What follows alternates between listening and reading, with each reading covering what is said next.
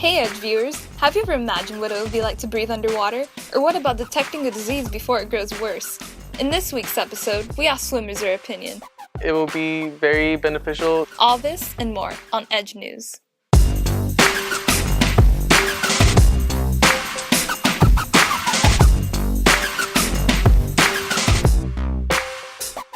Hey, Anaida Leon for Edge News, and here's today's riddle. What has hands but cannot clap? Tweet your responses at Edge News with hashtag Q&A with Edge, and don't forget to check back with us at the end of the show to see if you're this week's t-shirt winner. But before you begin to Google your answer, let Google search your bloodstream. Google, along with MIT, Stanford, and Duke, are in the early stages of creating tiny magnetic nanoparticles that will be able to search the human body for diseases, including cancer. Their goal is to give people an early heads up on diseases to ultimately make treatments more effective. These particles will be less than 1/1000 the width of one red blood cell. They work by attaching themselves to specific cells, proteins, and other molecules inside the body. Google is also working on a second small wearable device that would attract and count the particles. The system would be used for testing and monitoring health. From the two prototypes, Google will most likely let people consume the nanoparticles through a pill, but it would take at least 5 or 7 years for a product to find its way in the medical markets. However, the big idea is still there. People will be constantly monitoring their bodies and health so they can diagnose a disease before it's too late. This is just another step towards new innovative systems for our health.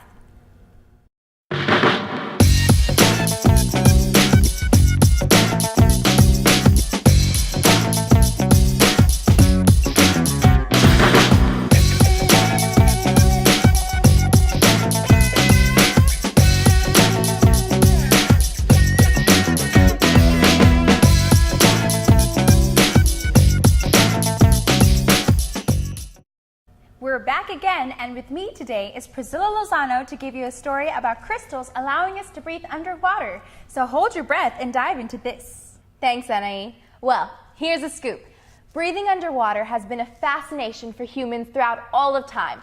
Several inspirations for this fantasy originate from Greek mythology to DC Comics. However, this fantasy can soon become a reality. Researchers from Denmark have synthesized crystalline materials that can bind and store oxygen in high concentrations. The crystalline material has the ability to absorb vast quantities of it and release it whenever necessary.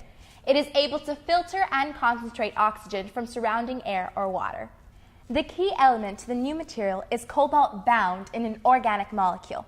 According to Danish researcher Christine McKenzie, cobalt gives the new material precisely the molecular and electronic structure that enables it to absorb oxygen from its surroundings. The creation of the Aquaman crystal has many valuable benefits for lung patients who carry heavy oxygen tanks, creating another potential usage in medicine. Well, here at Edge News, it's all about hearing your opinion. We go to our reporter, Olive Huerta, for more insight.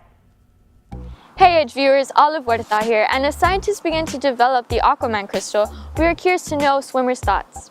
We are here at Economides High School to get their insight on the subject. I think that it's great. There's so many possibilities, mostly for swimmers. That allows us to swim longer and work out on lung capacity. For the swimmers, it allows them to have more endurance and be able to swim faster and withstand more underwater since they won't have to come up as often to take a breath of air. I think some of the benefits not only are seen in athletics, but can also be seen in the medical field, mostly for patients that have lung problems and need help breathing or doing everyday activities. Thanks, Olive. Now we can finally announce the winner of a free t-shirt from us. Thanks to @BlueCaleb for deciphering this week's riddle. But don't worry, you can always watch us in next week's episode and may enter to try and win then. Or you can follow us on Twitter at Edge News or Facebook.com/EdgeNews. So don't forget to keep thinking, and as always, Thanks for watching.